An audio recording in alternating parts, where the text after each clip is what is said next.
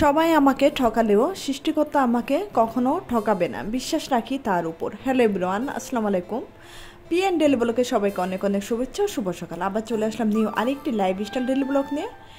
সকালবেলা উঠে আজকে অনেক কাজ করে নিছি, ঘরের ফার্নিচারগুলো অফ ক্যামেরায় সব আর কি পরিষ্কার করে নিছি। প্রতিদিনই তো ধুলাবালু জমা হয়। তারপর উঠানটা পুরাটাই ঝাড়ু দিয়ে নিছি, শেষের দিকে একটু আপনাদের সঙ্গে শেয়ার করলাম। আর ময়লাগুলো তুলে ফেলে দিলাম। উঠানটা ঝাড়ু না দিলে প্রতিদিনই তো ফুল গাছের ফুল, মরা ফুল, পাতা এগুলো পড়তেই থাকে।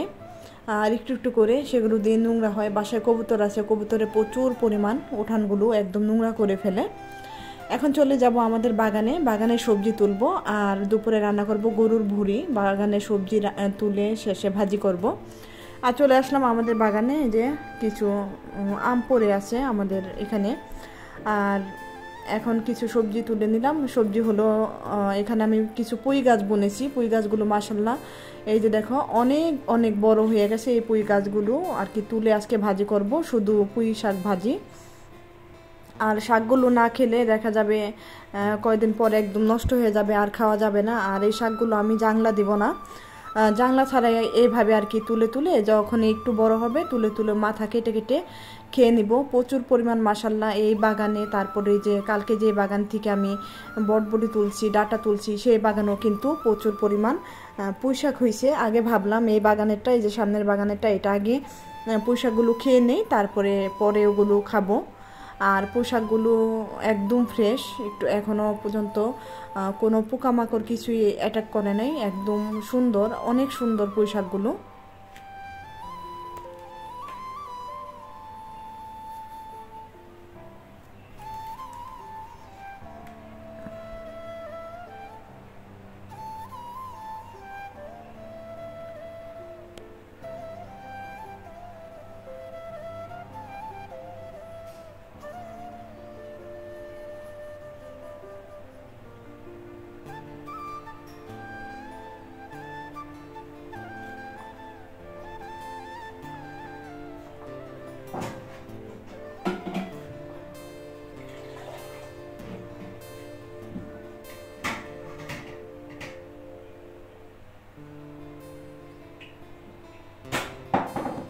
তারপর গাছে তো কিছু ঢেঁড়স আসতেছে, ছোটো ছোটো 2-3টা ঢেঁড়স হয়েছে, 2টা ঢেঁড়স তুলে নিলাম।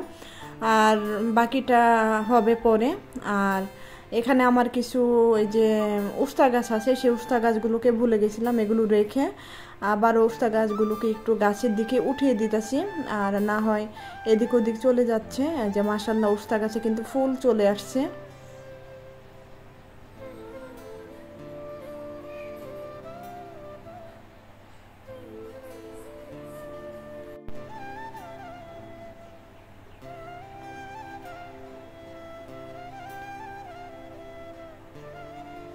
তারপরে গেটটা তালা মেরে চলে আসলাম বাসায় এসে অফ ক্যামেরায় শাকগুলো ভালো মতো কেটে নিছি, কেটে ধুয়ে রেখে দিছি। এখন আমি বটগুলোকে, এই যে কিছু বট এর আগে আমি আনছিলাম, দেখাইছি কিন্তু সবার সঙ্গে শেয়ার করছি, সেই বটগুলো পরিষ্কার করে এমনি রেখে দিছিলাম। এখন আজকে সিদ্ধ করে নিলাম, সিদ্ধ করে আজকে আর কি ঠান্ডা করে টুকরা টুকরা করে কেটে নিব।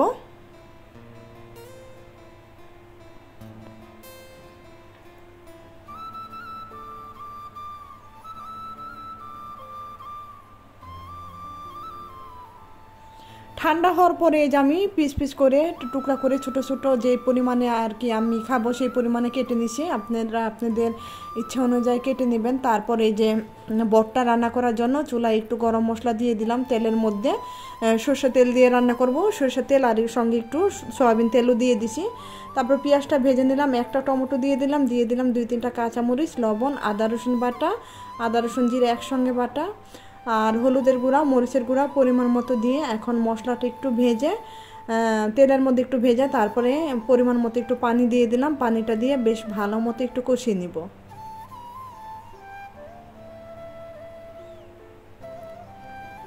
কষানোর পরে কিন্তু এই যে কেটে রাখা বটগুলো আমি দিয়ে দিলাম, দিয়ে ভালো মতো এই যে একটু কষাবো। অল্প একটু পানি দিয়ে দিলাম, পানি দিয়ে বেশ কিছুক্ষণ একটু কষিয়ে নিই।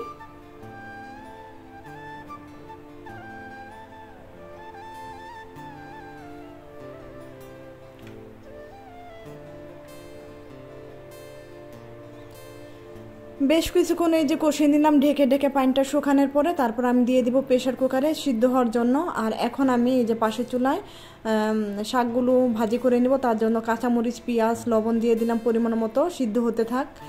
আর এদিকে এই যে দেখো বটের পানিগুলো কিন্তু শুকিয়ে গেছে, এখন আমি প্রেশার কুকারে দিয়ে তারপর পরিমাণ মতো পানি দিয়ে দিলাম সিদ্ধ হওয়ার জন্য, না হয় দেখা যাবে অনেকটা সময় লেগে যাবে। আর বট কিন্তু ভালো মতো সিদ্ধ না হলে সেটা কিন্তু খেতে ভালো লাগে না। আর এদিকে দেখো পুঁই শাকগুলো মাশাল্লাহ একদম সবুজ কালার রয়ে গেছে, একটু ঢেকে দিছিলাম ডাটাটা সিদ্ধ হওয়ার জন্য, একদম কচি, বেশিক্ষণ সময় লাগে নাই। আর এখন আমি তুলে রাখলাম, তারপরে একটু শুকনা মরিচ, একটু পেঁয়াজ, একটু রসুন কুচি দিয়ে এই শাকটাকে আমি বাগার দিয়ে নেব।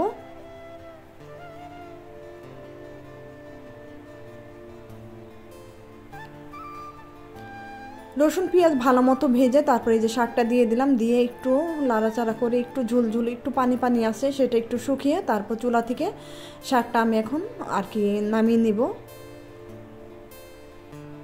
আর এদিকে দেখো বটটা কিন্তু হয়ে গেছে, কয়েকটা সিটি মারার পরে তারপর দেখলাম যে সিদ্ধ হয়ে গেছে। একদম শেষে দিয়ে দিলাম একটু চাট মশলা হাফ চামচের মতো, আর একদম ভাজা ভাজা করে চুলা থেকে নামিয়ে নিব।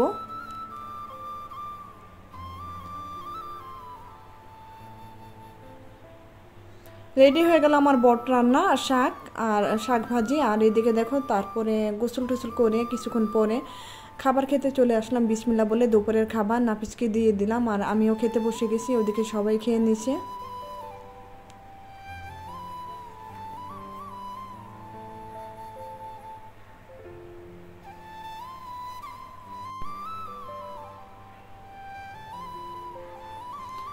আর কি বলবো, গরমের কথা, প্রচণ্ড গরম পড়ছে। এই গরমে কিন্তু আসলে কিছুই খেতে ভালো লাগে না। আর মাশাল্লাহ নিজেদের গাছের পুঁই শাক, সারসারা শাক, কোনো তুলনাই হয় না খেতে। তো মাশাল্লাহ অনেক টেস্ট। এই শাক থাকলে আর কিছুই লাগে না। আর এই শাকের সঙ্গে চিংড়ি বা ইলিশ মাছ দা রান্না করলে তো একদম অসাধারণ হবে। আর প্রথম দিন একটু এমনি আর কি চিংড়ি মাছ ইলিশ মাছ দিয়ে আমি রান্না করতে আর কি চাইছিলাম, তখন নাফিজের বাবা বলল যে শাক যে অরিজিনাল রাঁধুনি সে যদি কোনো মাছ বা চিংড়ি মাছ ইলিশ মাছ কিংবা যে কোনো মাছ ছাড়া যদি রান্না করে টেস্ট করতে পারে সেই হলো অরিজিনাল রাঁধুনি। তাই দেখলাম ঠিকই, আসলে রান্না করতে জানলে সবই ভালো লাগে, অন্য কিছুই লাগে না, শুধু শাক শুধু সবজি দিয়েও ভাত খাওয়া যায়। মাশাল্লাহ অনেক টেস্ট হয়েছে। আমার কাছে তো মনে হলো যে ভুড়ি ভুনা থেকে শাকটাই বেশি ভালো লাগলো আমার কাছে। আজকে শাকটা খেয়ে অনেক তৃপ্তি পেলাম। তো আজকের মতো ভিডিওটা এখানে শেষ করবো। সবাই ভালো থাকবে, সুস্থ থাকবে। আল্লাহ হাফেজ, আসসালামু আলাইকুম।